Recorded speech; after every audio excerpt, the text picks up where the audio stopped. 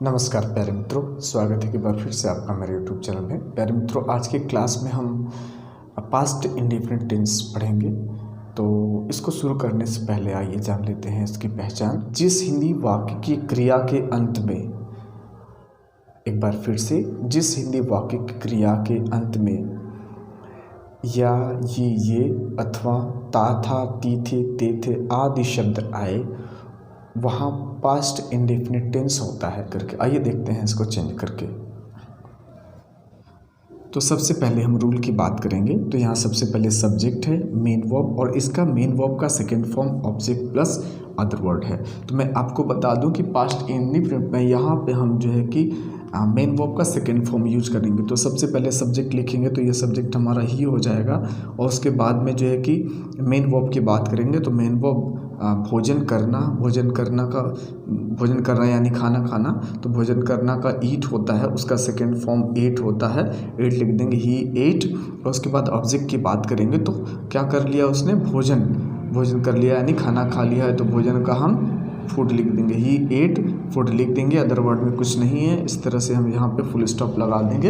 इस तरह से हमारा फर्स्ट सेंटेंस हो जाएगा। उसने भोजन कर लिया है, उसका ट्रांसलेशन ही एट फूड। इस तरह से अगर हम दूसरे सेंटेंस की बात करें तो मैंने किताब खरीद ली। तो इस तरह से मैंने किताब खरीद ली है, तो इसमें सबसे पहले सब्जेक्ट हो जाएगा आई, और इसके साथ हम खरीदना का सेकेंड फॉर्म यूज करेंगे। चूँकि रूल के अनुसार हमें एम भी सेकेंड यूज करना है। तो ये बाई बॉट होता है, आई बॉट। और इसके बाद में ऑब्जेक्ट हमारा बुक है, तो इसके साथ हम अ बुक यूज कर लेंगे, फुल स्टॉप लगा देंगे, आई बॉट अ बुक। इस तरह से जो है कि हम कर लेंगे। अगर तीसरे सेंटेंस की बात करें, वे मैच जीत गए, तो इसमें हम देखेंगे सब्जेक्ट हमारा दे लिख देंगे हम यहाँ पे, और उसके बाद में इसका मेन वर्ब का सेकेंड फॉर्म, तो जितना का इंग्लिश विन होता है, इसका सेकेंड फॉर्म वोन हो जाएगा, दे वोन दी मैच। ऑब्जेक्ट मैच हो गया। इस तरह से जो है कि हम इसको बड़े आराम से चेंज कर लेंगे। आइए देखते हैं इसके नेगेटिव सेंटेंस को।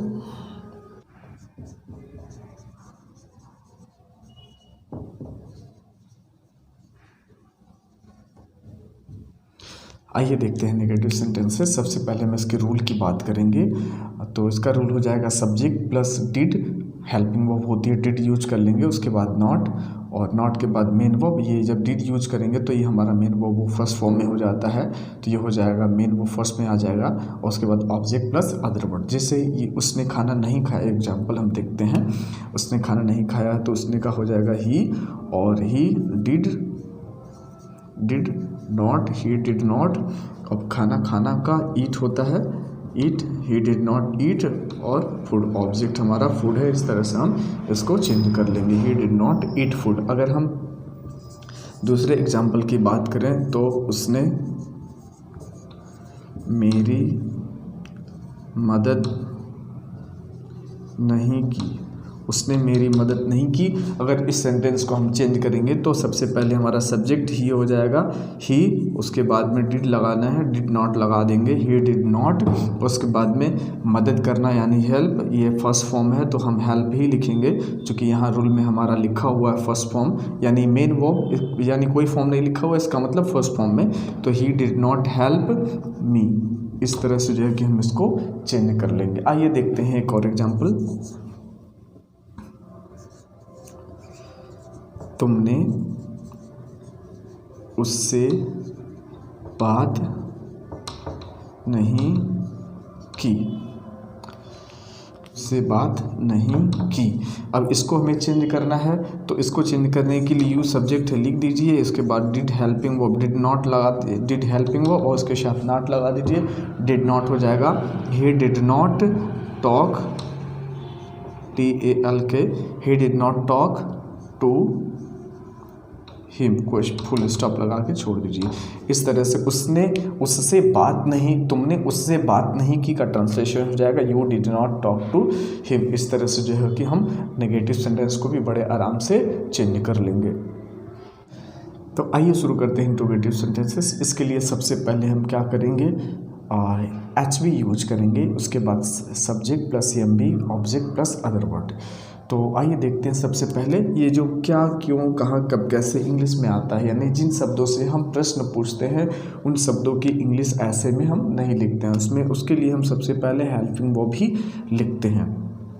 तो सबसे पहले सब्जेक्ट के अनुसार हेल्पिंग वर्ब, चूँकि प्लूरल और सिंगुलर दोनों के साथ यहाँ पे डिड ही लगाना है तो हम क्या करेंगे, डिड लगा देंगे, डिड हो जाएगा डिड। उसके बाद में सब्जेक्ट यूज़ करना है तो सब्जेक्ट हो जाएगा हमारा ही, उसने। उसके बाद मेन वर्ब यूज़ करना है तो मेन वर्ब हो गया हेल्प, डिड ही हेल्प्ड।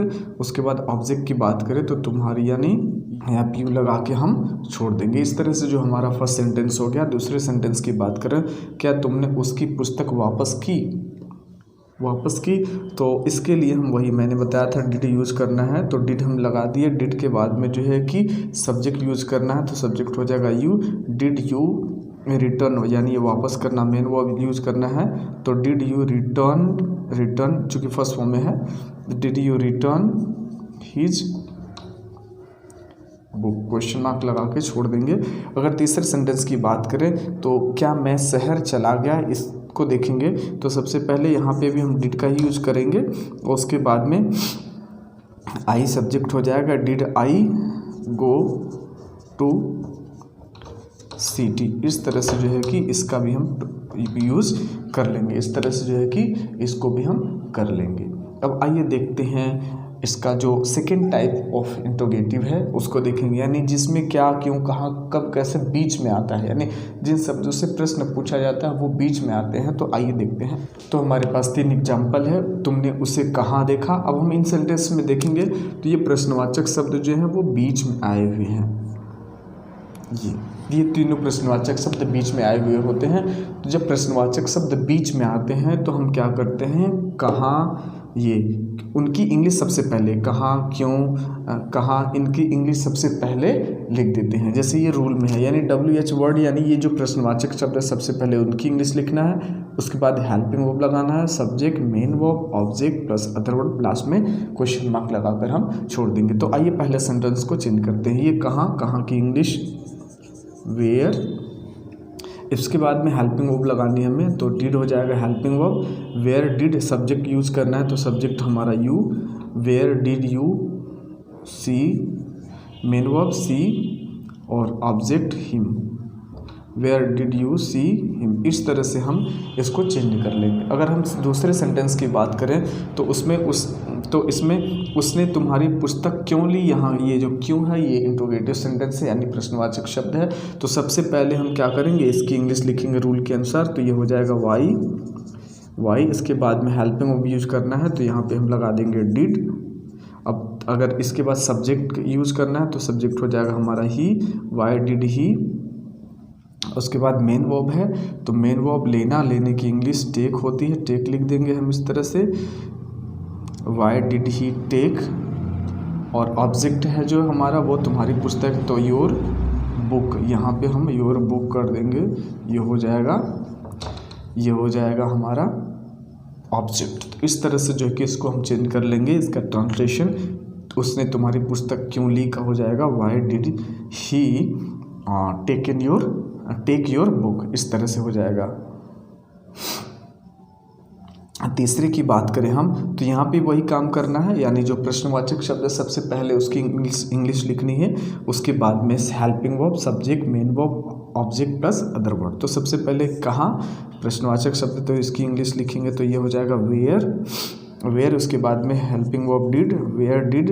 उसके बाद सब्जेक्ट लिखना है वेयर डिड ही गो। इस तरह से जो है कि करके हम इसको छोड़ देंगे। इसमें सबसे पहले हमने प्रश्नवाचक शब्द, helping verb, subject plus main verb, other word में कुछ नहीं है इसलिए हम यहाँ पे क्वेश्चन मार्क लगाकर छोड़ देंगे। तो प्यारे में तो इस तरह से हमने पास्ट इंडेफिनिट टेंस को कंप्लीट किया। किसी तरह की कोई प्रॉब्लम हो, कोई समस्या हो तो हमें कमेंट में अवश्य बताएं। मिलेंगे एक नई वीडियो के साथ, तब तक के लिए धन्यवाद। आपका दिन शुभ हो।